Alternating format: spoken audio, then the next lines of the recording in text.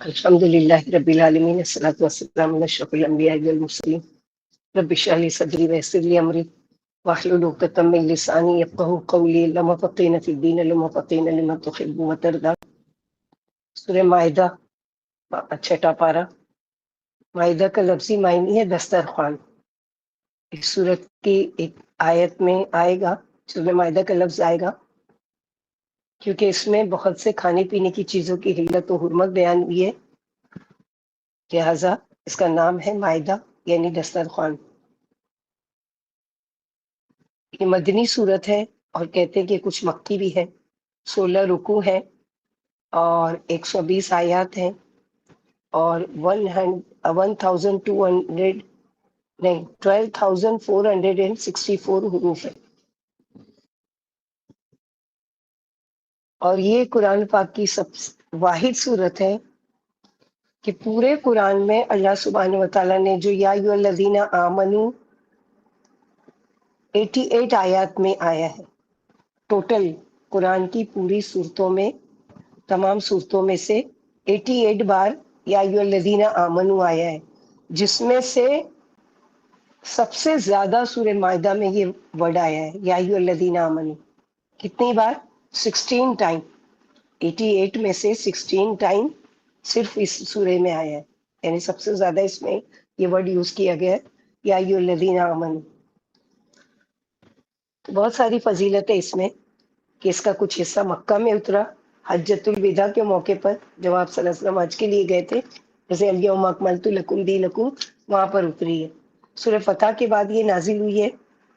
یہ مصحف میں 5ویں نمبر پر ہے، یعنی سورہ فاتحہ پہلے نمبر پہ، پھر بقرہ دوسرے پہ، پھر آل عمران تیسرے پہ، سورہ نساء چوتھے نمبر پر۔ اب یہ آ رہی ہے مصحف میں 5ویں نمبر پر، لیکن نزول کے اعتبار سے اس کا نمبر ہے 112۔ اسما بنت یزید فرماتی ہیں، جو میں رسول اللہ صلی اللہ علیہ وسلم کی اونٹنی عذبہ کی نقلی پکڑے ہوئے تھی جب آپ صلی اللہ علیہ وسلم پر ساری سورہ مائدہ اتری۔ وحی کے بوجھ کی وجہ سے اونٹنی کے ہاتھ ٹوٹے جاتے تھے، یعنی یہ وحی کی بہت سخت قسم ہوتی تھی کہ جب بھی وحی اترتی تھی تو آپ صلی اللہ علیہ وسلم پر ایسا بوجھ معلوم ہوتا تھا کہ اگر کسی جانور پر بھی ہوتے تھے تو ایسا محسوس ہوتا تھا کہ جیسے وہ جانور کی ٹانگیں ٹوٹ جائیں گی یا وہ بوجھ سے گر جائے گا۔ ام عمرو کے چچا جان فرماتے ہیں، رسول اللہ صلی اللہ علیہ وسلم کے ساتھ میں ایک مرتبہ سفر میں تھا، آپ پر سورہ مائدہ اتری اور اس کے بوجھ سے سواری کی گردن ٹوٹی جا رہی تھی۔ ابن عمرو فرماتے ہیں، آپ پر سورہ مائدہ اتری، آپ سواری پر تھے، سواری اس کے بوجھ کو نہ سنبھال سکی، آخر کار آپ سواری سے نیچے اتر آئے۔ ابن عمرو فرماتے ہیں، آخری سورت سورہ مائدہ اور سورہ اذا جاء نصر اللہ والفتح۔ ابن عباس فرماتے ہیں آخری سورت اذا جاء نصر اللہ والفتح ہے۔ جبیر بن نفیر فرماتے ہیں، میں نے حج کیا، پھر عائشہ صدیقہ سے ملاقات کی، فرمایا تم سورہ مائدہ پڑھتے ہو؟ میں نے کہا ہاں میں پڑھتا ہوں۔ فرمایا یہ سورت سب سے آخر میں اتری، اس کے حلال کو حلال اور حرام کو حرام سمجھو۔ تو ان روایتوں سے معلوم ہوا کہ احکام والی صورتوں میں یہ سب سے آخری سورہ مائدہ ہے، کیونکہ مدینہ میں نازل ہوئی، اس کا کچھ حصہ مکہ میں بھی اترا، اور احکامات والی صورتوں میں یہ آخری صورت ہے، یعنی جس میں ڈو اینڈ ناٹ ڈو، یعنی کرو یا مت کرو کے احکامات ہیں، تو یہ اس کے اعتبار سے آخری ہے، ڈو اینڈ ڈونٹ ڈو۔ قرآن کی آخری سورہ جو نزول کے اعتبار سے ہے وہ سورہ نصر ہی ہے، اذا جاء نصر اللہ والفتح۔ پورے قرآن میں سب سے زیادہ جو آیت اس میں ریپیٹ ہوئی ہے وہ کون سی ہے؟ کہ یا ایھا الذین آمنو، اور سورہ شروع بھی ہو رہی ہے اسی آیت سے کہ یا ایھا الذین آمنو،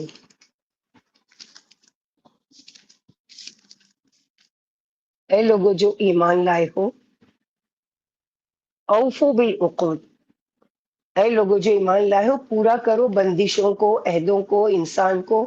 اگرچہ اللہ تعالیٰ نے آزادی دی ہے لیکن مومن کی زندگی ایک پابند زندگی ہوتی ہے۔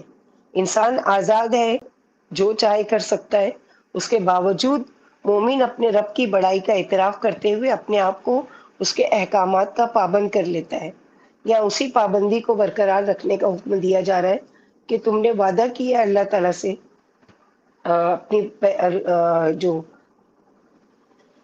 یہ ہے نا عالم ارواح میں کہ الستو بربکم، آگے آئے گی سورہ مائدہ میں ہی کہ کیا میں نہیں ہوں تمہارا رب، تو اس وعدے کو پورا کرو، عہد و پیمان کو پورا کرو کہ تم نے وعدہ کیا ہے کہ اب تم برقرار رکھنا ہے تم کو اس پابندی کو، اس عہد کو جو اللہ تعالیٰ نے تم سے لیا تھا کہ جب ایمان لا چکے ہو تو اب اللہ تعالیٰ کے احکامات کو ماننے میں آخر کیا مشکل ہے، اس کی پابندی قبول کرنے میں کیوں ناپسندیدگی ہے، جبکہ دنیا کے معاملے میں تو تم خوشی سے یہ پابندی قبول کر لیتے ہو، جیسے کہ نعرہ تو لگاتے ہو کہ آزاد ملک میں رہ رہے ہیں، مگر پھر بھی ٹریفک کے قانون کو آپ مانتے ہیں جس پر ٹیکس لاگو ہو جائے گا یا پکڑ ہو جائے گی یا جیل جانا پڑے گا یا ٹیکس ادا کرنا پڑے گا، تو پولیس کی سزا کو تم کیا کرتے ہو، قبول کرتے ہو، تو اس کو تو خوشی سے یا مجبوراً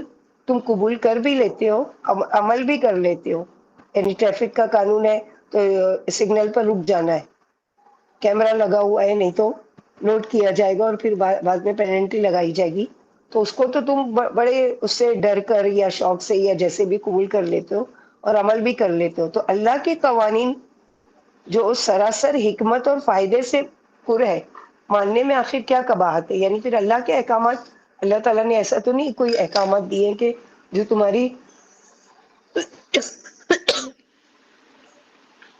مکلف بنائے، یعنی تکلیف زیادہ دی ہے تم کو، اس میں آسان تم کو دین دے کر بھیجا گیا ہے۔ آگے اللہ تعالیٰ احکامات بتا رہے ہیں کہ کیا کیا احکامات اللہ تعالیٰ نے تم پر عائد کیے ہیں، تو اس کو خوشی سے مانو۔ ایک شخص نے ابن مسعود سے کہا کہ مجھے کچھ نصیحت فرمائیے، فرمایا جب تم اللہ کا ایمان والوں سے خطاب سنو تو اسے کان لگا کر توجہ سے سنا کرو، یعنی جہاں پر اللہ تعالیٰ یہ کہے کہ یا ایھا الذین آمنو، اب تم الرٹ ہو جاؤ کہ تم سے خطاب ہے، تو ایسا نہیں ہے کہ وہ صحابہ کرام الرٹ ہو، نہیں، ہمارے لیے بھی کہ اب اس میں ضرور ہمارے لیے یا تو کوئی احکامات ہے اللہ کے کہ یہ کرو، اور یا تو پھر کچھ ایسے کام بتائے جائیں گے کہ یہ مت کرو، کیونکہ اس میں یا تو کسی اچھی بات کا تم کو حکم ہوگا یا کسی بری بات سے تم کو روکا گیا ہے۔ عقود سے وہ عہد و پیمان مراد ہیں جو قسمیں کھا کر کیے اور لیے جاتے ہیں، یعنی اگر قسم کھا کر کسی سے کوئی چیز لی ہے یا کوئی وعدہ کیا ہے تو اللہ کا چونکہ تم نام لے چکے اس پر، تو اب تمہارے لیے کیا ہے کہ اس کو تم پورا کرو، نیز اس سے اللہ کی حلال اور کی ہوئی اور حرام کی ہوئی چیزیں، فرائض و واجبات اور تمام قرآنی احکامات مراد ہے، یعنی وہ ساری چیزیں پورے کرو، خبردار بدعہدی نہ کرو اور زبان سے مت پھرنا، فرمایا جیسے سورہ رعد آیت نمبر 25 میں ہم لوگ آگے پڑھیں گے، والذین ینقضون عہد اللہ من بعد میثاقہ، جو لوگ اللہ کا عہد پکا کرنے کے بعد توڑ ڈالتے ہیں اور جن رشتوں کے ملائے جانے کا حکم ہے انہیں قطع کر دیتے ہیں اور زمین میں فساد مچاتے پھرتے ہیں، ان پر اللہ کی لعنت ہے اور انہی کے واسطے آخرت کی برائیاں ہیں۔ تو یہ ساری چیزیں اللہ سبحانہ وتعالیٰ نے جو حلال کی گئی ہیں تم پر، سب سے پہلے تو وعدہ کہ اس کو پورا کرو، پھر اس کے علاوہ کیا ہے، احلت لکم بہیمۃ الانعام الا ما یتلی علیکم غیر محل الصید وانتم حرم ان اللہ یحکم ما یرید۔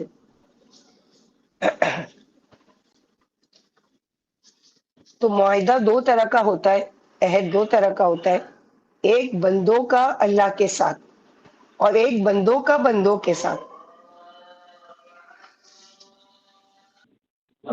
شیطان الرجیم، ہم لوگ پڑھ رہے تھے احلت لکم بہیمۃ الانعام الا ما یتلی علیکم غیر محل الصید وانتم حرم ان اللہ یحکم ما یرید، کہ ہر چیز تمہارے لیے حلال ہے بجز اس کے جو اللہ سبحانہ وتعالیٰ نے تمہارے لیے۔ تو عہد کو ہم دیکھ رہے تھے پہلے کہ ایک تو معاہدہ ہوتا ہے، وعدہ ہوتا ہے اللہ کے ساتھ، اور ایک ہوتا ہے بندوں کا بندوں کے ساتھ۔ اور اللہ کے ساتھ معاہدے کی پابندی کیا ہے کہ جو اللہ کے احکامات ہیں ان کو مان لیا جائے، اور اسی طرح بندوں کے ساتھ جو معاہدے ہیں ان کو بھی پورا کیا جائے۔ اس کی مثال نبی صلی اللہ علیہ وسلم کے طرف عمل میں نہ صرف مسلمانوں کے ساتھ بلکہ غیر مسلم کے ساتھ بھی پورا کرنے کا حکم دیا۔ مشہور واقعہ ہے کہ خیبر کا یہود کے ساتھ ایمان والوں کی جنگ ہوئی۔ آپ صلی اللہ علیہ وسلم اپنے ساتھیوں کے ساتھ خیبر کا محاصرہ کیے ہوئے تھے۔ چاروں طرف سے یہود گھیرے میں تھے۔ خیبر کے اندر ایک چھوٹا سا چرواہا جو اجرت پر یہودیوں کی بکریاں چرایا کرتا تھا، اس کے دل میں یہ خیال پیدا ہوا کہ خیبر کے باہر سنا ہے کہ ایک نبی کا لشکر ہے، جا کر دیکھوں تو صحیح، آپ کا بہت نام سنا ہے، کیسے آدمی ہے۔ وہ بکریوں کو لشکر لے کر خیبر کے قلعے سے باہر نکلا اور نبی صلی اللہ علیہ وسلم کی تلاش میں مسلمانوں کے لشکر میں آ پہنچا اور کسی سے پوچھا کہ محمد صلی اللہ علیہ وسلم کہاں ہے؟ لوگوں نے بتایا کہ فلاں خیمے کے اندر ہے۔ کہنے لگا مجھے یقین نہیں آیا کہ اس خیمے کے اندر یہ کھجور کی چھال کا معمولی جھوپڑی سا خیمہ اور اس کے اندر اتنا بڑا سردار اور وہ بھی نبی۔ بہرحال وہ اندر گیا اور جا کر کہنے لگا یا رسول اللہ صلی اللہ علیہ وسلم، آپ کیا پیغام لے کر آئے ہیں؟ آپ صلی اللہ علیہ وسلم نے مختصراً توحید کے بارے میں، دین کے بارے میں کہنے لگے تو اس نے کہا اگر میں اس دین کو قبول کر لوں تو میرے بارے میں کیا حکم ہے، میرا کیا مقام ہوگا؟ آپ صلی اللہ علیہ وسلم نے فرمایا ہم تمہیں سینے سے لگائیں گے، تم ہمارے بھائی بن جاؤ گے، جو حقوق دوسروں کو حاصل ہے وہ تمہیں بھی حاصل ہو جائیں گے۔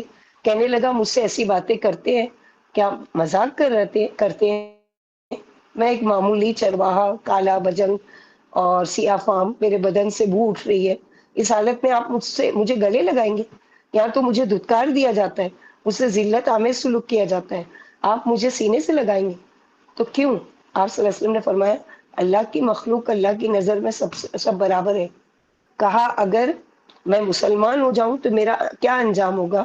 آپ صلی اللہ علیہ وسلم نے فرمایا اگر اسی جنگ میں مر گئے تو میں گواہی دیتا ہوں کہ اللہ تعالیٰ تمہارے اس چہرے کی سیاہی کو روشنی میں بدل دیں گے، تمہارے جسم کی بدبو کو خوشبو میں بدل دیں گے، اور میں گواہی دیتا ہوں کہ اس نے کلمہ شہادت پڑھ لیا اور کہا اب جو حکم آپ مجھے دیں میں وہ کرنے کو تیار ہوں۔ آپ صلی اللہ علیہ وسلم نے سب سے پہلا حکم اس کو دیا وہ کیا ہوگا کہ جاؤ نماز پڑھو؟ نہیں۔ یا کہا ہوگا کہ روزہ رکھو، اب تو مسلمان ہو گئے ہو؟ کہا نہیں، کچھ اور کرو، بلکہ فرمایا کہ پہلے کام یہ کرو کہ جو بکریاں تم نے یہودیوں کے لیے چروانے کے لیے لی اجرت پر، یہ تمہارے پاس اب امانت ہے، پہلے جا کر ان کو واپس لوٹاؤ اس کے مالک کو، پھر مجھ سے پوچھنا کہ میں اب کیا کروں۔ پھر وہ گیا اور بکریاں واپس کر کے چلا آیا، حالانکہ اس کے لیے جائز تھا یہ کہ اب مسلمان ہو گیا تھا، مگر جیت کر دھوکے سے نہیں۔ آپ صلی اللہ علیہ وسلم نے فرمایا جنگ میں شریک ہو جاؤ، اور جنگ میں شریک ہو کر وہ وہیں شہید ہو گیا، ایک تیر اس کو آ کر لگا اور وہ شہید ہو گیا۔ جب جنگ ختم ہوئی تو تمام لوگوں کی لاشیں دفن کے لیے دیکھی جا رہی تھی، اس میں سے اس چرواہے کی لاش کسی سے پہچانی نہیں جا رہی تھی، کیونکہ نیا نیا مسلمان ہوا تھا، کوئی زیادہ جانتا بھی نہیں تھا اس کو۔ آپ صلی اللہ علیہ وسلم نے فرمایا یہ وہ شخص ہے جو اسلام لا کر ابھی نہایا بھی نہیں تھا، غسل بھی نہیں کیا تھا، ایک نماز بھی نہیں پڑھی تھی، ایک روزہ بھی نہیں رکھا تھا، کچھ بھی نہیں احکامات پر عمل کر سکا، بس ایک امانت لوٹائی اور جنگ میں شریک ہو کر شہید ہو گیا۔ قریب جا کر پہچانا، فرمایا میری آنکھیں دیکھ رہی ہیں کہ فرشتے اس کو جنت الفردوس میں کوثر و تسنیم سے غسل دے رہے ہیں، اور اس کے چہرے کو تابانی سے بدل دیا، اس کی بدبو کو خوشبو سے بدل دیا۔ جب ایک ایمان والا ایمان لے آتا ہے اللہ کے وعدے کو، بندوں کے وعدے کو، تو آگے اس کو بتایا جا رہا ہے کہ اب کیا کرنا ہے تم کو۔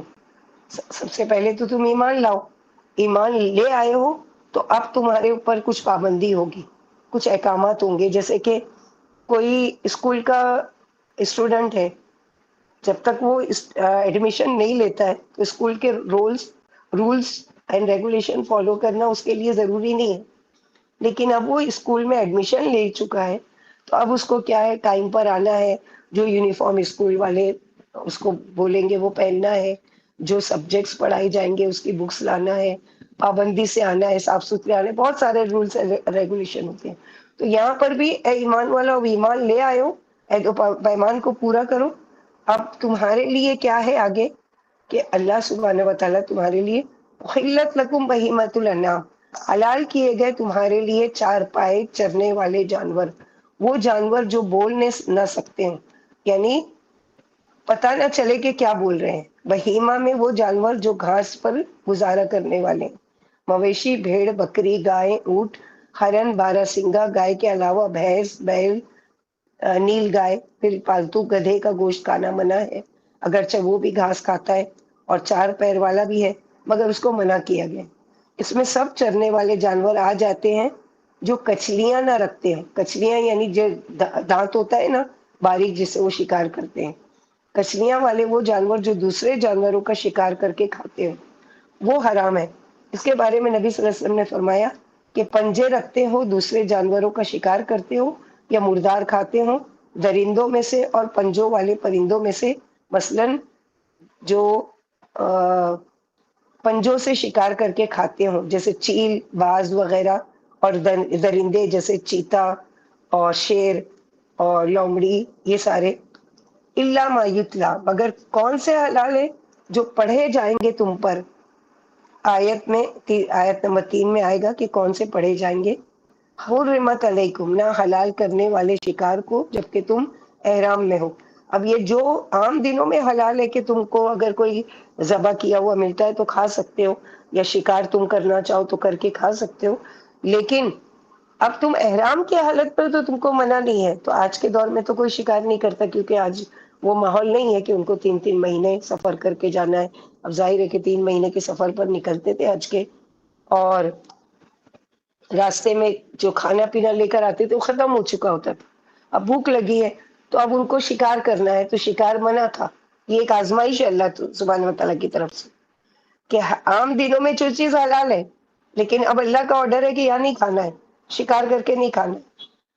तो वही है जैसे कि रोज़े की हालत में, अगर अब तुम रोज़ा हो, अब सामने ठंडा पानी फ्रिज में पड़ा हुआ है, या सामने तुम्हारे शरबत रखा हुआ है, या खाने-पीने की चीज़ें रखी है, वो बज़ाते खुद वो चीज़ें हलाल है, लेकिन अल्लाह का हुक्म है कि अभी नहीं खाना है।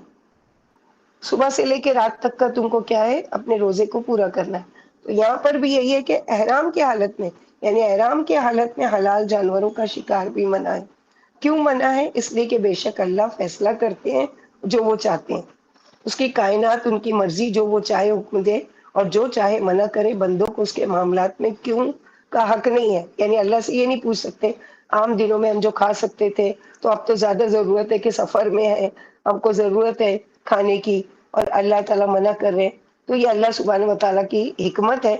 और एक हिकमत ये भी हो सकती है, वल्लाहु आलिम बिस्सवाब, कि अगर इनको इजाज़त दी जाती तो सारे बस यही अपने शौक पूरा करने में लग जाते, शिकार करने और ये करने। तो असल मकसद जो है कि अल्लाह ताला के लिए तुम सफ़र पर निकले हो, हज के लिए निकले हो, पूरी दिलजोई से उसकी इबादत के लिए यकसू होकर जाओ। ये सब खेल और ये शौक और ये पेट भरना और ये सब में मत लग जाओ। अल्लाह ये कि जो भी तुम्हारे लिए हलाल है, क्या चीज़ हलाल है, क्या हराम है, वो सारी चीज़ें। तो अल्लाह ताला ने फरमाया मगर वो जानवर जो तुम्हें पढ़कर बताए जाते हैं। बाज़ हालतों में बाज़ जानवर हराम हो जाते हैं, जैसे अपने आप से मरे हुए जानवर, खिंज़ीर का गोश्त, गैर अल्लाह के नाम का ज़बिया, गला घोंटकर या पत्थर फेंक कर मारा हुआ जानवर, वो जानवर जो इमारत वगैरह में दब कर या ऊपर से गिर कर मर गया हो, या किसी जानवर ने सींग मारकर मार दिया हो, या जिसे दरिंदे ने खा लिया हो, ये तमाम जानवर अगरचा चरने वाले जानवरों में शामिल हैं, मगर मज़कूरा वाला अवारिस की वजह से हराम है। यानी है बकरी या बैल या गाय या जो भी है, लेकिन अब वो एक दूसरे को सींग मार रहे थे, उसमें मर गया, या किसी दरिंदे ने उसको चीर फाड़ दिया, या वो चरने वाले जानवर जो कहीं से ऊपर से ऊंचाई से बाज मरतबा देखे होंगे, पहाड़ों पर होते हैं ऊंचाई पर और गिर कर मर जाते हैं। अब वो मर गया है, तो अब वो हलाल नहीं है, क्योंकि उसको ज़बह नहीं किया गया उससे पहले। फिर फरमाया मगर हलाल जानवर जिसे तुम ज़बह कर लो हलाल है, और जो बुतों के नाम पर ज़बह किए जाए वो हराम है। और हराम भी ऐसा कि इसकी कोई भी सूरत मुस्तस्ना नहीं है। ये नहीं कि अच्छा इसका चमड़ा हम ले सकते हैं और इसका पाया हम बना सकते हैं और इसकी सींग हम इस्तेमाल कर सकते हैं, नहीं। जो भी गैर अल्लाह के नाम पर वो किया गया वो सारी चीज़ें हराम है, चाहे कि कुछ कोई भी हिस्सा हो। गैर मुहल्लिल सैदी, यानी तमाम हलाल जानवरों में से पले हुए और जंगली दोनों किस्म के जानवर मुराद हैं। पले हुए जानवरों में से बाज़ हालतों में मखसूस जानवरों का इस्तिस्ना है, और जंगली जानवरों का एहराम की हालत में शिकार हराम है। या ये मतलब है कि मज़कूरा वाला जानवर ہر حالت میں حلال ہے مگر حالت احرام میں شکاری جانوروں کا شکار حلال نہیں ہے، جیسے سورہ نحل آیت نمبر 115 میں آئے گا، ومن استر غیر باغی ولا عدین، سورہ بقرہ میں بھی پڑھ چکے۔ حالت استرار میں مردار کا استعمال جائز ہے، بشرط یہ کہ مستر بغاوت کرنے والے یعنی پیٹ بھر کر کھانے والا نہیں ہو، اتنا کھا لے حرام میں سے کہ مثلا اس کے جان کو جانے کا خطرہ ہے، اب تھوڑا لے کے تاکہ اس کی جان بچ جائے وہاں تک حلال ہے، لیکن پیٹ بھر لے اور اس کی عادی ہو جائے یہ منع ہے، اور حد سے آگے بڑھنے والا نہ ہو، اس میں استثناء ہے۔ اسی طرح یہاں فرمایا کہ ہر حالت میں جانور حلال ہے مگر حالت احرام میں حرام ہے، کیونکہ اللہ کا حکم ہے، اس کا کوئی کام اور ایک حکم حکمت سے خالی نہیں ہوتا، اور جو چاہتے ہیں حکم فرماتے ہیں، بہرحال حکم ممانعت میں کوئی نہ کوئی حکمت ہوتی ہے، تو یہ اللہ سبحانہ و تعالیٰ کا حکم ہے۔ پھر آگے اللہ سبحانہ و تعالیٰ فرماتے ہیں کہ اللہ ما یتلی علیکم، مگر کون سے حلال ہیں جو پڑھے جائیں گے تم پر، حرمت علیکم، نہ حلال کرنے والے شکار کو۔ پھر آگے اللہ تعالیٰ فرماتے ہیں یا ایھا الذین آمنوا لا تحلوا شعائر اللہ، اے لوگوں جو مان چکے ہو، ایمان لے آئے ہو، یعنی مت حلال کرو قرار دو اللہ کی نشانیوں کو، شعیرہ نشانی، شاعر اس کی جمع، ان کی جمع شاعر کا آسان ترجمہ سمجھنے کے لیے، یعنی جیسے کوئی ٹریڈ مارک ہوتا ہے یا مونو مارک ہوتا ہے، تو اس کے لیے جیسے کمپنی کا کوئی فکس ایک نشان کہ دوسرا اس کو استعمال نہیں کر سکتا، لوگو وغیرہ جو ہوتا ہے کہ یہ کمپنی کے لیے فکس ہے، کوئی اور نہیں استعمال کر سکتا، اور وہ اس کمپنی کی پہچان ہوتا ہے، یا کسی ملک کا جھنڈا جو اس ملک کی پہچان ہوتا ہے۔ اسی طرح شعائر اللہ سے مراد کون سی نشانیاں، وہ ساری نشانیاں جس سے اللہ کی معرفت، اللہ کے دین اور اسلام کی پہچان اور اس کی نشانی واضح ہوتی ہے۔ مثلا قرآن پاک کیا ہے، ایک مومن کی پہچان ہے کہ قرآن سب کے لیے ہے، لیکن مانے گا کون، جو ایمان والا ہوگا۔ اسی طرح رسول اللہ صلی اللہ علیہ وسلم کی شان میں گستاخی کہ وہ ہستی قابل احترام ہے، سب کے لیے رحمت للعالمین بن کر آئے ہیں، لیکن ان کے حق میں گستاخی کی جاتی ہے۔ پھر خانہ کعبہ کہ جن کو دیکھتے ہی اسلام کا تصور ذہن میں آتا ہے، یعنی شاعر کا آسان لفظوں میں کہ ہر وہ چیز جس کو دیکھ کر اللہ یاد آئے۔ علماؤں کا بھی احترام جن سے ہم علم سیکھتے ہیں، تو یہاں اللہ نے حکم دے رہے ہیں کہ اللہ کی نشانیوں کا احترام کرو اور ان کا مذاق مت اڑاؤ، مثلا داڑھی کا، پردے کا، اور جو بھی اسلام سے جڑی ہوئی چیزیں ہیں ان چیزوں کا کوئی بھی چیز، ولا الشہر الحرام، اور نہ یہ حرمت والے مہینے۔ کون سے حرمت والے مہینے؟ 4، اسی مائدہ میں ہی پڑھیں گے ہم انشاءاللہ۔ ذی القعدہ، ذی الحجہ، محرم، رجب، ان مہینے میں جنگ کرنا منع ہے۔ ولا الہدیہ، اور نہ قربانی کے جانور حلال کرو، وہ قربانی جو بیت اللہ کی طرف لے جائی جائے۔ پہلے کے حاجی لوگ کیا کرتے تھے، 3 مہینہ پہلے نکلتے تھے اور قربانی کے جانور، جیسے آج ایزی ہو گئے کہ آپ کو کوپن دے دیا جاتا ہے، اور کوپن کا جب میسج آئے کہ آپ کی قربانی ہو گئی تو پھر آپ احرام اتار لیتے ہو۔ پہلے اتنی آسانی نہیں تھی، پہلے جانوروں کو اپنے ملک سے ہی لے کر جانا پڑتا تھا، ان کو اتنے دن سنبھالنا پڑتا تھا، بعض مرتبہ وہ راستے میں مر جاتے تھے، بعض مرتبہ وہ بیمار ہو جاتے تھے، بڑی پریشانی ہوتی تھی، بہت مشکل حج تھا۔ تو یہاں پر وہی ہے کہ تم لے کر جو آئے ہو وہ قربانی جو بیت اللہ کی طرف لے کر جانے والے ہو حج یا عمرہ کے موقع پر، تو ہر قربانی کا لفظ ہدیے کا لفظ استعمال نہیں ہوتا۔ ولل قلائد، اور قلادے وہ چیز جو گردن میں لٹکائی جائے، جانور کے ہاتھ، رسی، پٹا، یہ علامت ہے ان جانوروں کی جس کو حرم کے لیے مخصوص کیا جاتا ہے، یہ شاعر اللہ میں سے ہے۔ یعنی کیا کرتے تھے کہ جو جانور لے کر آتے تھے، اب اس کے گلے میں کوئی نشانی یا پٹا ڈال دیتے تھے کہ یہ اس کا کوئی دودھ نہیں دوہے گا، اس پر کوئی سواری نہیں کرے گا، اس کو کوئی ذبح کر کے کھا نہیں جائے گا، اس کو کوئی ہاتھ نہیں لگاتے تھے۔ حالانکہ کیا تھے وہ مشرکین تھے، لیکن اس چیز کا پاس نہیں، اللہ کے گھر لے جانے کے لیے اس کو ہم کو ہاتھ نہیں لگانا ہے۔ اور ولل قلائد ولا آمین البیت الحرام، اور بیت الحرام کی طرف ارادہ کرنے والے جو تجارت یا عمرہ حج کے لیے جانے والوں کو بھی حرمت کی گئی ہے کہ جو فضل یعنی تجارت کے ساتھ اللہ کی رضامندی کے لیے عبادت کے لیے جا رہے ہوں وہ بھی حلال نہیں ہے۔ وَإِذَا حَلَلْتُمْ فَاصْطَادُوا، اور جب احرام کی حالت ختم ہو جائے تو تم شکار کر سکتے ہو، کیونکہ پیچھے منع کیا گیا کہ حالت احرام میں شکار نہیں کر سکتے۔ تو یہ سارے وہ وعدے ہیں جو اللہ تعالیٰ تم سے لے رہے ہیں کہ ان کو پورا کرو، اوفوا بالعقود، یعنی ان سب کو پورا کرنا ہے۔ اب ہم سوال کرنے لگے کہ کیوں حالت احرام میں منع کیا گیا، کیا ہے؟ تو یہ اللہ تعالیٰ اس آیت کو ختم کر رہے ہیں کس بات پر، کہ یہ اللہ تعالیٰ کا حکم ہے، یحکم ما یرید، اللہ تعالیٰ جو چاہتے وہ حکم دیتے ہیں۔ تو تم کون ہوتے اس کے بارے میں سوال کرنے والے کہ ہم کو یہ نہیں سمجھ میں آیا، یہ ساری چیزیں؟ تو یہاں پر اللہ تعالیٰ یہی بتا رہے، ان عدت الشہور عند اللہ اثنا عشر شہرا، سورہ توبہ آیت نمبر 36 میں آئے گا۔ یاد رکھو اللہ کے نزدیک ابتدائی آفرینش سے مہینوں کی تعداد 12 ہے، جس میں سے 4 مہینے حرمت والے۔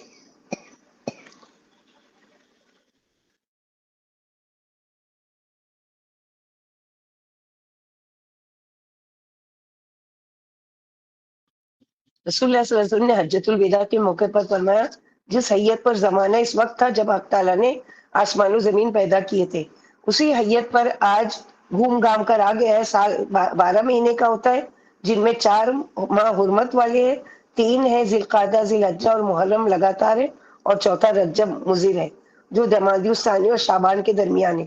معلوم ہوا کہ ان کی حرمت قیامت تک لگاتار باقی رہے گی۔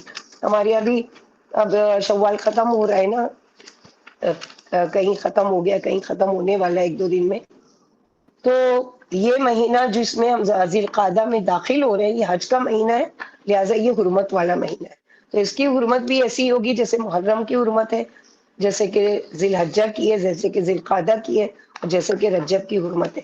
تو یہ حرمت والے مہینے میں بھی ہم لوگوں نے پڑھ چکے کتنی مرتبہ کہ ہر وہ کام جو اللہ سبحانہ و تعالیٰ نے عام دنوں میں حرام کیا، ان مہینوں میں اور زیادہ حرام ہو جاتے ہیں گناہ کے کام۔ بیت اللہ کی طرف قربانیاں بھیجنا بھی فرمایا، بیت اللہ کی طرف قربانیاں بھیجنا بند نہ کرو، کیونکہ اس میں اللہ کی نشانیوں کی عظمت ہے، اور ان کی گردنوں میں جوتوں کے پٹے ڈالنے سے بھی باز نہ رہو، تاکہ یہ جانور دور ہی سے دوسرے جانوروں سے پہچان لیے جائیں اور معلوم ہو جائے کہ یہ جانور کعبہ کے لیے وقف کیے گئے ہیں، تاکہ کوئی انہیں تکلیف نہ پہنچائے۔ اور دیکھا دیکھی دوسروں کو بھی قربانی کے جانور بھیجنے کا شوق ہو، کیونکہ کرنے والوں کی برابر ہدایت کی طرف بلانے والوں کو بھی ثواب ملتا ہے۔ دال علی الخیر کفاعلی، خیر کی طرف بلانے والا ایسا ہی ہے جیسے کہ خود وہ کام کرنے والا، اور کرنے والوں کے ثواب کو گھٹایا نہیں جاتا۔ اسی وجہ سے جب نبی صلی اللہ علیہ وسلم نے حج کیا تو آپ نے ذوالحلیفہ میں وادی عتیق میں رات گزاری، صبح کو ازواج مطہرات کے پاس گئے، اس وقت ازواج مطہرات 9 تھی۔ پھر آپ نے غسل کیا، خوشبو لگائی، پھر 2 رکعت نماز پڑھی، پھر قربانی کے جانوروں کے اشعار کیا، انہیں پٹے پہنائے، پھر حج اور عمرے کا احرام باندھا۔ آپ کے پاس 60 سے زیادہ قربانیاں تھیں اور عمدہ شکل و رنگ والے اونٹ تھے۔ سورہ حج آیت نمبر 32 میں، ذالک ومن یعظم شعائر اللہ، اللہ کی نشانیوں کی تعظیم کرنا دل کے تقوی کی نشانی ہے۔ پھر فرمایا جو حج و عمرے کی غرض سے بیت اللہ کا قصد کر کے چل پڑے ہوں، ان سے جنگ حلال نہ سمجھو، کیونکہ وہ اس حرمت والے شہر میں اللہ کے فضل و رضا کی خاطر جا رہے ہیں، جس میں آنے والے کو امن مل جاتا ہے، لہٰذا ان کی مزاحمت نہ کرو، انہیں وہاں جانے سے نہ روکو اور انہیں کچھ نہ کہو۔ تو یہاں پر یہ اللہ سبحانہ و تعالیٰ بتا رہے ہیں، اور وَإِذَا حَلَلْتُمْ فَاصْطَادُوا وَلَا يَجْرِمَنَّكُمْ شَنَآنُ قَوْمٍ أَن صَدُّوكُمْ عَنِ الْمَسْجِدِ الْحَرَامِ أَن تَعْتَدُوا وَتَعَاوَنُوا عَلَى الْبِرِّ وَالتَّقْوَىٰ وَلَا تَعَاوَنُوا عَلَى الْإِثْمِ وَالْعُدْوَانِ وَاتَّقُوا اللَّهَ إِنَّ اللَّهَ شَدِيدُ الْعِقَابِ۔ لیکن جس نے حرم کا قصد الحاد، کفر و شرک اور بے دینی پھیلانے کے لیے کیا، وہ ایسے شخص کو روک دینا واجب ہے۔ چنانچہ فرمایا سورہ توبہ آیت نمبر 28 میں کہ انما المشرکون نجس فلا یقربوا المسجد الحرام، اے ایمان والوں، مشرک ناپاک ہی ہیں، اس سال کے بعد انہیں مسجد حرام کے پاس پھٹکنے بھی نہ دو۔ اسی وجہ سے 9 ہجری میں جب آپ نے صدیق اکبر کو، ابو بکر صدیق کو امیر الحجاج مقرر فرمایا، تو علی رضی اللہ تعالیٰ کو حکم دیا کہ آپ اللہ کے رسول کی طرف سے مشرکوں کو سورہ توبہ سنا دے اور یہ اعلان کر دے کہ اس سال کے بعد کوئی مشرک حج نہیں کر سکتا اور نہ کوئی برائنا حج کر سکتا ہے، کیونکہ مشرکین مکہ حج کے لیے کیا جاتے تھے تو عورتیں ہوں یا آدمی سب بغیر کپڑے کے، ان کو ایسا لگتا تھا کہ یہ کپڑے جو ہم روزانہ استعمال کرتے ہیں یہ ناپاک ہے، لہٰذا کپڑے ہی نہیں پہنیں گے۔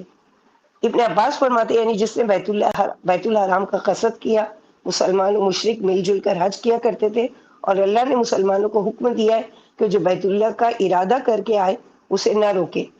پھر انما المشرکون نجس اتار کر یہ حکم منسوخ ہو گیا۔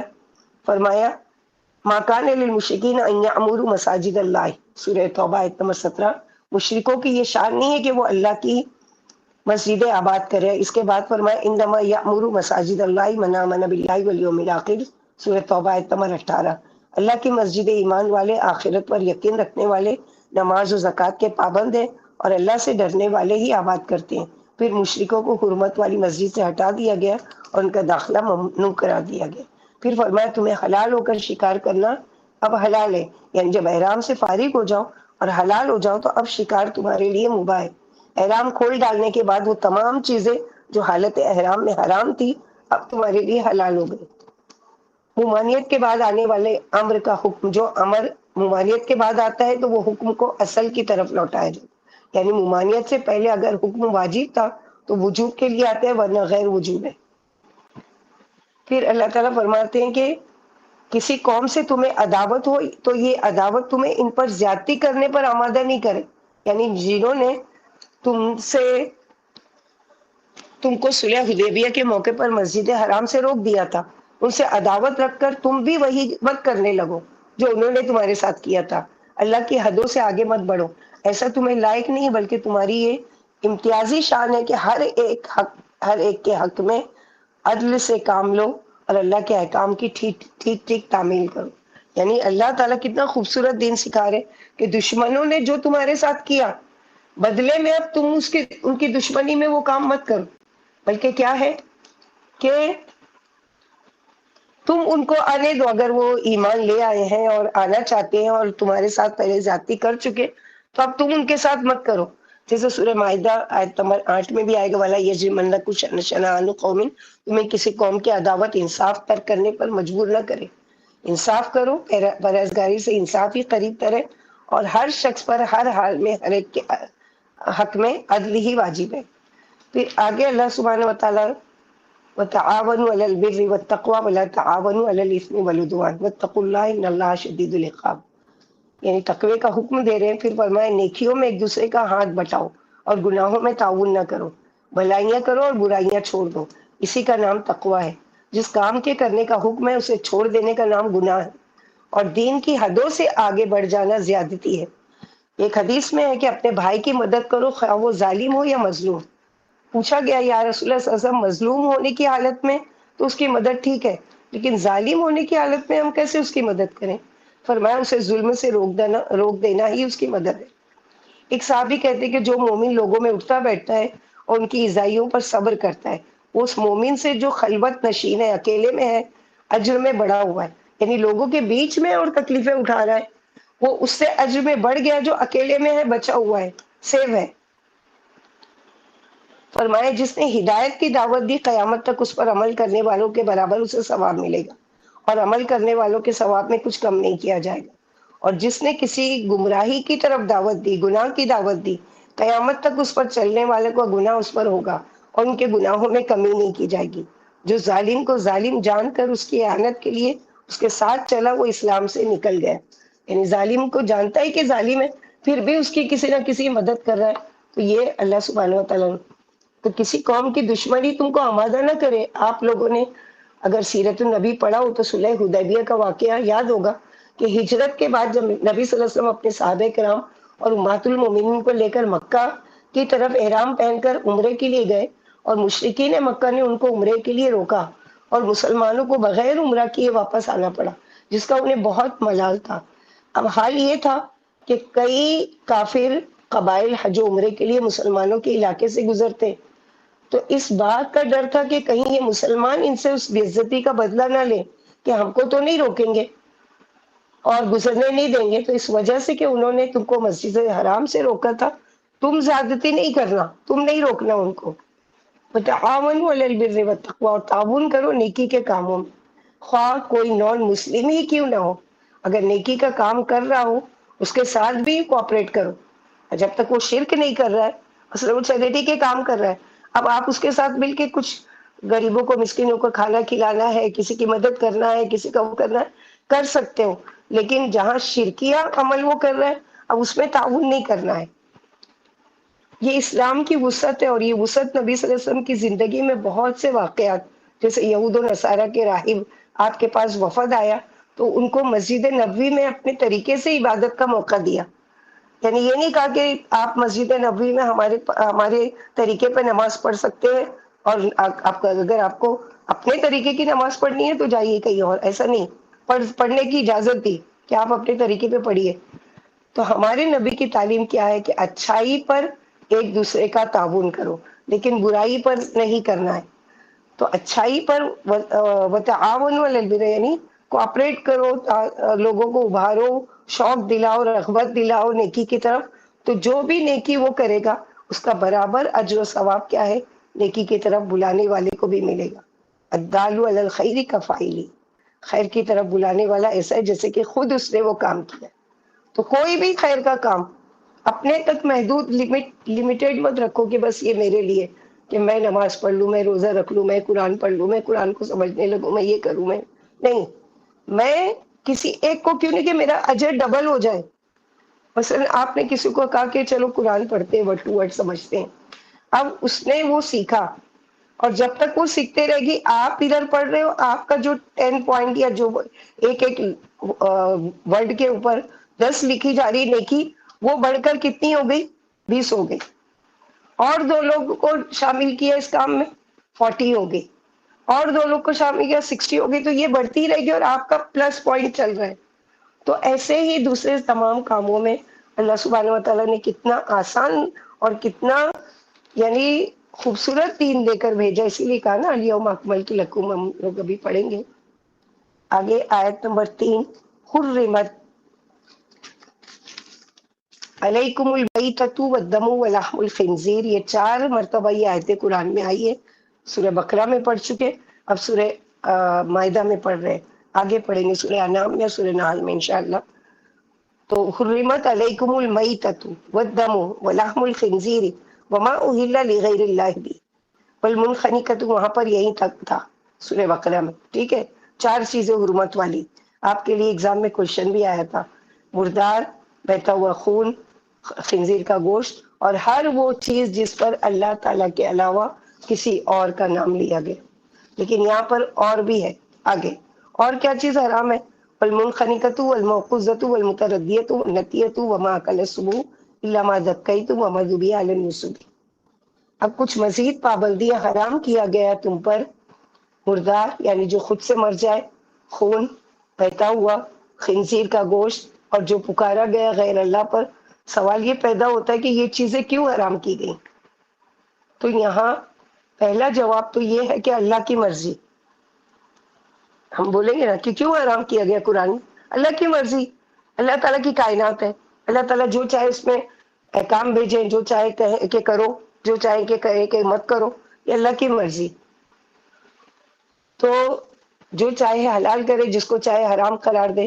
لیکن اگر کچھ حکمتوں پر غور کرے ان چیزوں کے بارے میں، تو ہم دیکھیں گے کہ بہت بڑی سائنٹیفک ریزن جو ہے اس میں. کیونکہ جب کوئی جانور مر جاتا ہے تو خون اس کے جسم کے اندر ہی رہ جاتا ہے، مختلف حصوں میں جا کر جم جاتا ہے. کیونکہ خون جو ہے وہ جسم کے اندر آکسیجن کو لے کر آتا اور جاتا ہے، کاربن ڈائی آکسائڈ کو خارج کرتا ہے.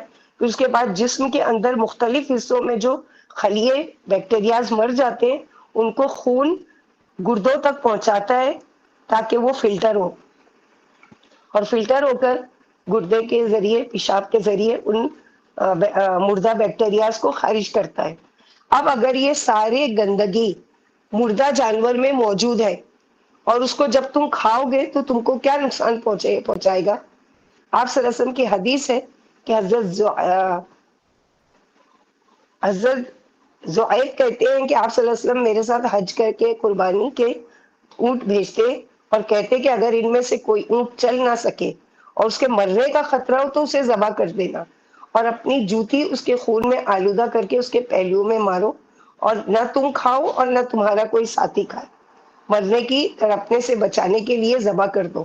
یعنی بیمار ہو گیا ہے یا مرنے والا ہے، اب اس کو موت کی تڑپ سے بچنے کے لیے اس کو کیا کرو، ذبح کر دو. لیکن کھا نہیں سکتے تم. اور اس پر جوتی کا نشان، یعنی گرم کر کے کوئی چیز کا نشان، تاکہ کوئی اور بھی وہاں سے گزرے تو اس کو نہ کھائے، کہ یہ نشانی ہے کہ یہ حرام ہے تمہارے لیے. اور یہ جوتی میں خون پہلو میں لگانا کیا ہے، نشانی کے راستے گزرنے والے سمجھ لیں کہ یہ جانور بیمار تھا اور اس کو کھانے سے منع کیا گیا، ایک علامت کے طور پر. لیکن بعض روایتوں میں ہے کہ بیمار جانور کو مرنے سے پہلے ذبح کر کے کھایا جا سکتا ہے. یعنی اجازت دی گئی ہے. مثلا آپ بقرعید کے لیے قربانی کے جانور لاتے ہیں، اب آپ کو اچھا خاصا دیکھ کر لائے تھے، لیکن اب وہ بیمار ہو گیا، اب آپ کو ڈر ہے کہ وہ مر جائے گا، تو اجازت دی گئی ہے علماء نے کہ اب اس کو کیا کیا جا سکتا ہے، کہ اس کو ذبح کر کے کھایا جا سکتا ہے، اس سے پہلے کہ وہ طبعی موت، قدرتی موت مر جائے. آفرین کچھ بولنا ہے؟ Raise your hand. جی آپ نے باجی، ہاتھ ریز کی ہے. جو یہاں پہ سب مرنے والی، جو گلا گھٹ کر مرنے والی، چوٹ لگ کر مرنے والی، سب مونس کے سیگے میں کیوں آیا ہے؟ مطلب کہ جو میل جانور ہوتے ہیں وہ لوگ کے لیے بھی سیم ہے نا؟ ہاں، کیونکہ یہاں پر تا جس میں لگتا ہے، دیکھو، والمنخنقۃ والموقوذۃ والمتردیۃ والنطیحۃ، تو تا جس میں ہے وہ سب مؤنث کا صیغہ ہے، اس لیے ہم لوگوں نے یہ پڑھا ہے، مرنے والی، گرنے والی، ڈوبتے جی من، وہ مجھے اس سمجھا میں کہ دونوں ہی آ گئے، سے مینس آیا یہ ہے. ہے، لیکن وہی میں پوچھ گئی ہوں کہ ہاں، میل کے لیے بھی ہے اور فیمیل کے لیے بھی ہے، تو وہی تا کیوں آتا ہے، مربوطہ دونوں کیوں کے آیا لیے. وہاں پہ؟ یہ اللہ تعالیٰ کی مرضی، کہ اللہ تعالیٰ نے یہاں پر کیوں وہ کیا ہے، آگے وہ دیکھ رہے ہیں اس کا کہ کیوں آ رہا ہے. لیکن یہی ہے کہ اللہ تعالیٰ نے جیسا قرآن میں اتارا کہ اس کو مؤنث کے صیغے پہ پکارا گیا ہے. اچھا، مجھے لگا کچھ ٹھیک ہے، گرامر کے انشاءاللہ بھی. اس کے حساب سے ہوگا. نہیں نہیں، صرف تا کی وجہ سے اس کو مؤنث پڑھا گیا. جی. والدم، اور خون، کیونکہ جسم میں خون موجود ہو تو ساتھ ساتھ بیمار مادے یعنی خون کے ساتھ گھوم رہے ہوتے ہیں، مگر جب جانور ذبح ہو تو سارے بیمار خلیے ساتھ ہی باہر اس کے آ جاتے ہیں. مگر وہ صورت ہے، دو صورتیں ایسی ہیں جس میں حلال کیا گیا کہ وہ بہتے ہوئے خون کی شکل ہے لیکن آپ اس کو کھا سکتے ہو. دو چیزیں کیا ہے جانور میں سے؟ کلیجی، وہ بھی جمع ہوا خون ہے، اور تلی، یہ دو چیز حلال کی گئی ہے. ولحم الخنزیر، اور خنزیر کا گوشت سورہ بقرہ میں پڑھ چکے، اور کئی سائنٹیفک ریزن سے اس کی خرابی ثابت ہے، کیونکہ خنزیر گندگی کھانے والا جانور ہے. جنگلوں اور دیہاتوں میں گندگی کے ڈھیر پر نظر آتا ہے، نہ صرف دوسرے جانوروں کا بلکہ اپنا بھی فضلہ کھا لیتا ہے، ٹوائلٹ وغیرہ. جانوروں کے درمیان ایک صفائی کرنے والے جانور کسی اس کی حیثیت ہے، اسی لیے اس کے گوشت میں خاص قسم کی بدبو ہوتی ہے، اور بے غیرت بھی یہ بہت ہوتا ہے، کہ واحد یہ جانور ہے کہ جس کی میل کے ساتھ اگر کوئی دوسرا جانور اس کے ساتھ تعلق بنائے تو اس کو حیا نہیں آتی ہے، یعنی اس کو کوئی شرم نہیں ہے. تو اسی لیے اس کے کھانے والوں کے ساتھ بھی یہی معاملہ ہے کہ آپ دیکھو گے جو بڑے شوق سے اس کا گوشت کھاتے ہیں، وہ کرتے ہیں، ان کے اندر بے حیائی کیسی ہے کہ ان کی ڈانس پارٹیوں میں ان کی بیوی کسی اور کے ساتھ ڈانس کر رہی ہے، ان کی بیوی کسی اور کے ساتھ، پھر اس کا شوہر کسی اور کے ساتھ، ان کو کوئی اس چیز میں حیا اور وہ نہیں ہوتی. تو یہاں پر یہ وما اہل لغیر اللہ، اس کے علاوہ وہ کھانا یا جانور جس پر اللہ کے علاوہ کسی اور کا نام لیا جائے، اللہ کے نام پر چاہے حلال ہی کیوں نہ کیا جائے، خون نکال ہی کیوں نہ دیا گیا، چاہے اس کا نام یعنی بلی چڑھانا کہیے یا مسلم لوگ کا درگاہ پر آستانوں پر چڑھانا، یہ ساری چیزیں اس میں آ جاتی ہے غیر اللہ میں.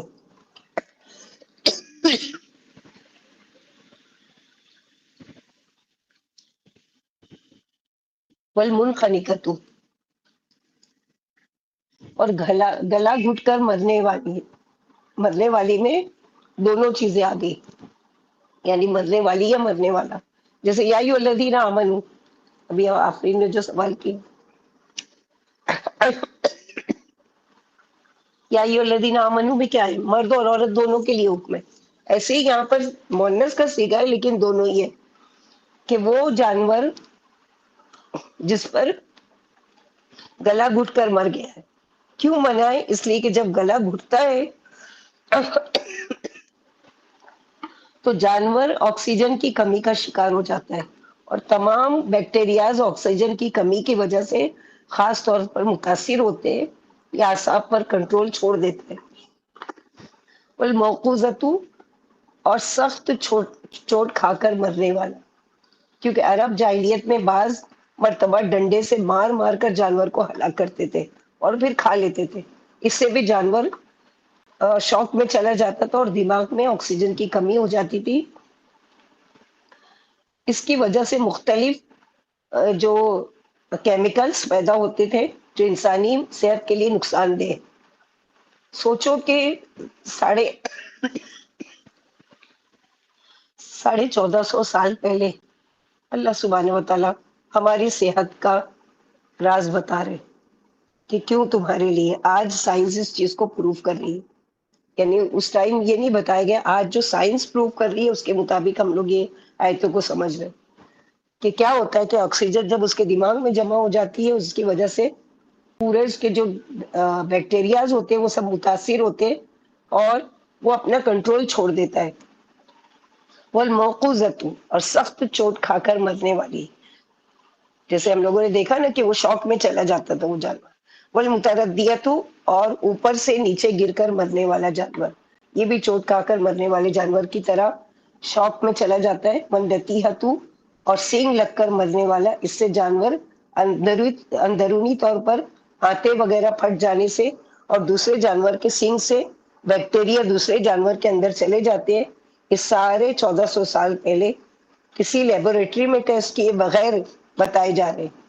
آج ریسرچ کیا جا رہا ہے نا لیبورٹری میں کہ کیوں منع کیا گیا ہے قرآن میں. تو وہ تو ان چیزوں کے ذریعے سے سیکھ رہے ہیں قرآن کو، اور ہم قرآن کی باریکی کو چھوڑے ہوئے ہیں. ہم لوگ بس یہی ہے کہ قرآن کو ایک پڑھنے والی چیز اور ایک تلاوت کی چیز سمجھے ہوئے، اس کے علاوہ کچھ نہیں. لیکن ایک ایک جانور کو جو نام لیا گیا ہے اس میں کیا باریکی ہے، کیوں اللہ تعالیٰ نے اس کو حرام قرار دیا ہے، کیوں اس کے کھانے سے منع کیا گیا، یہاں سب. وما اکل السبع، اور وہ بھی جو درندے کھا جاتے ہیں، یعنی چیر پھاڑ کر کھا جائے، کیونکہ درندوں کے دانتوں پر ایسے جراثیم ہوتے ہیں جو جانور کے جسم میں جانے سے اس کے خون میں شامل ہو جاتے ہیں اور پھر وہ نقصان دہ ثابت ہوتے ہیں. الا ما ذکیتم، ہاں حلال تمہارے لیے کیا ہے، جس کو تم پاک کر لو. کس طرح کہ ابھی جانور نے صرف اس کو دبوچا اور اس کو چھڑا کر تم کیا کرے، ذبح کر کے اس کا سارا خون بہا دے رہے ہو، تو ایسی صورت میں تم اس کا استعمال کر سکتے ہو. یہ ذبح کرنا کیوں حلال، کہ مشرکین مکہ کیا کہتے تھے کہ یہ مسلمان کیا کہتے ہیں، آگے ہم لوگ پڑھیں گے یہ آیت، کہ جو اللہ کا مارا ہوا ہے وہ نہیں کھاتے، اور جو خود مار کر کھاتے ہیں تو وہ بڑے شوق سے کھاتے ہیں. تو ایک تو یہ کہ یہ اللہ تعالیٰ کا خود حکم ہے کہ ذبح کر کے کھاؤ، اور وہی اللہ کا حکم ہے کہ طبعی موت جو مر جائے اس کو مت کھاؤ، مردار حرام ہے تمہارے لیے. اور ذبح کی وجہ سے سارے جو جسم میں جراثیم ہوتے ہیں خون کے ذریعے باہر آ جاتے ہیں اور جانور نقصان دہ نہیں رہتا. اور ذبح کا طریقہ کہ چھری کو خوب تیز کر کے جانور کو لٹا کر اور نرخرے پر پھیرو، بسم اللہ اللہ اکبر. اونٹ کا ذبح کا طریقہ نحر کہلاتا ہے. فصلی لربک ونحر، تو اونٹ کا طریقہ یہ نہیں ہے کہ اتنا ہیوج جانور ہے اس کو آپ لٹا نہیں سکتے، تو اس کو کھڑے کھڑے نیزہ مارا جاتا ہے کہ اس کے گلے پر، اور پھر وہ زخمی ہو کر نیچے گرتا ہے، پھر اس کو ذبح کیا جاتا ہے. تو اس کو نہار کہتے ہیں اور اس کو ذبیحہ کہتے ہیں کہ جو ذبح کیا.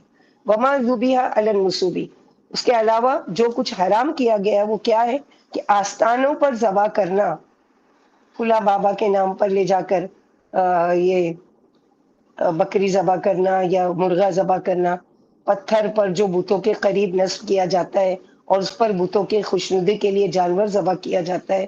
اور اس کے علاوہ سارے مقام بھی اس سے مراد ہے جو غیر اللہ کے نام پر نظر و نیاز کے لیے اللہ کے علاوہ کسی اور کے نام پر ذبح کیے جاتے ہوں.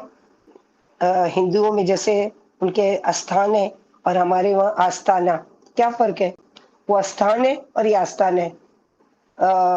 یعنی اس میں ایک ہی بات ہے یعنی ایک ہی چیز ہے کہ دونوں ہی غیر اللہ کے نام پر ذبح کیے جا رہے ہیں.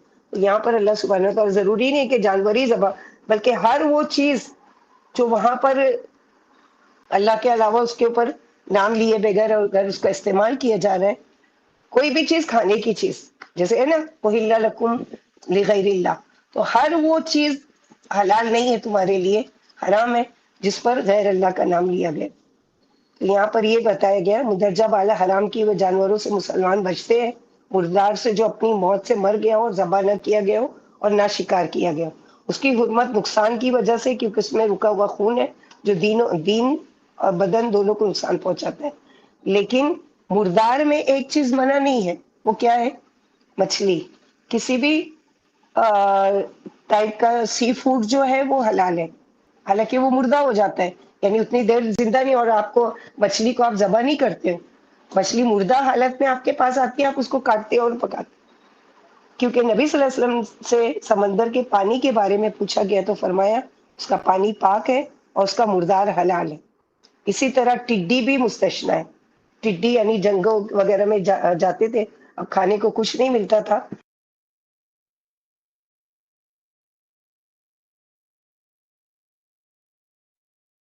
سور کی حرمت کے بارے میں ہم لوگوں نے پڑھا. پھر اس کے علاوہ جو ہے نبی صلی اللہ علیہ وسلم نے فرمایا کہ حق تعالیٰ نے شراب، مردار، سور اور بتوں کی خرید و فروخت کی ممانعت فرما دی. پوچھا گیا یا رسول اللہ صلی اللہ علیہ وسلم مردار کی چربی کے بارے میں کیا ہو؟ یہ چربی کشتیوں اور چمڑوں پر لگائی جاتی ہے اور اس سے چراغ بھی جلائے جاتے ہیں.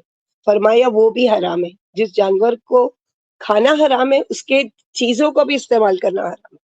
ابو سفیان نے ہرکل شاہ روم سے کہا تھا کہ محمد صلی اللہ علیہ وسلم ہمیں مرے ہوئے جانوروں سے مرے ہوئے جانوروں سے اور خون سے روکتے ہیں.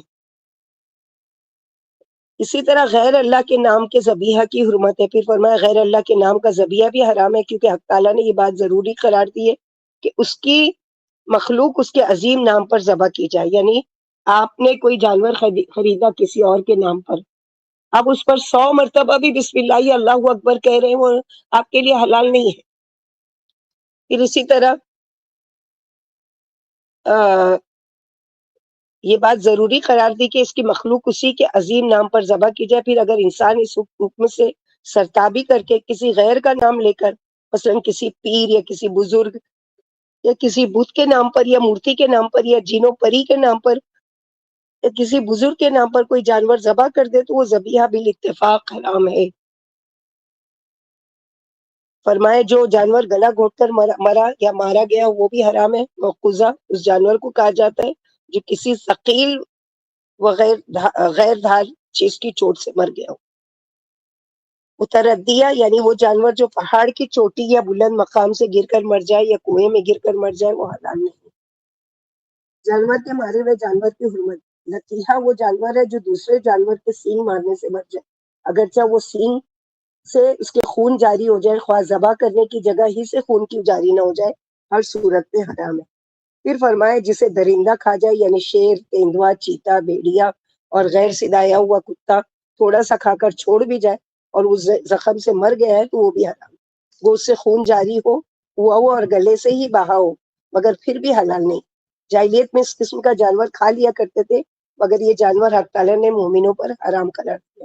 پھر فرمایا مگر جس کو تم نے ذبح کر لیا ہو، لیکن اگر مذکورہ بالا جانوروں میں سے کوئی زندہ ہو اور تم اسے ذبح کر لو تو پھر وہ حلال ہے. علی رضی اللہ عنہ فرماتے ہیں اگر دم ہلا دے یا پاؤں مار دے یا دیدے پھرائے تو ذبح کر کے اسے کھا سکتے. یعنی زخمی ہو چکا ہے لیکن ابھی یہ حرکت کر رہا ہے، مثلا دم اس کی ہل رہی ہے یا پاؤں ہلا رہا ہے یا اس کی آنکھیں ہل رہی ہے تو تم اس کو ذبح کر کے کھا سکتے ہو. علی رضی اللہ عنہ فرماتے ہیں جب ہاتھ پاؤں ہلاتا ہو اور تم اسے ذبح کر لو تو کھا سکتے ہو. فرمایا بتوں کے نام کا ذبیحہ بھی حرام ہے. ایام جاہلیت میں کعبے کے ارد گرد بتوں کی مورتیاں رکھی ہوتی تھی اور بقول ابن جریج 360 بت تھے. عہد جاہلیت میں لوگ ان کے سامنے اپنے جانور ذبح کیا کرتے تھے اور ان جانوروں کا خون بیت اللہ پر چھڑک دیا کرتے تھے اور گوشت کاٹ کر بتوں کے سامنے رکھ دیا کرتے تھے. حق تعالیٰ نے مسلمانوں کو اس سے منع فرمایا اور ان جانوروں کا گوشت جو ان بتوں کے سامنے ذبح کیے گئے ہوں حرام فرما دیا. اگرچہ ذبح کرتے وقت ان پر اللہ ہی کا نام کیوں نہ لیا گیا، کیونکہ اس میں شریک شرک پائے جاتے ہیں جس کو اللہ نے اس کے رسول صلی اللہ علیہ وسلم نے حرام قرار دیا ہے. اور کون سے جانور وہ ہے حرام ہے؟ تیروں سے فال لینے والے. لیکن آپ لوگوں کے پاس مغرب کی اذان ہو جائے گی اس لیے ہم لوگ یہیں تک کرتے ہیں. یہاں پر ہم لوگ پڑھیں گے وَأَن تَسْتَقْسِمُوا بِالْأَزْلَامِ سے انشاءاللہ اس دن. ربنا تقبل منا انك انت السميع العليم وتب علينا انك انت التواب الرحيم. سبحان ربك رب العزة عما يصفون وسلام على المرسلين والحمد لله رب العالمين. سبحانك اللهم وبحمدك اشهد ان لا اله الا انت استغفرك واتوب اليك. السلام علیکم ورحمۃ اللہ وبرکاتہ.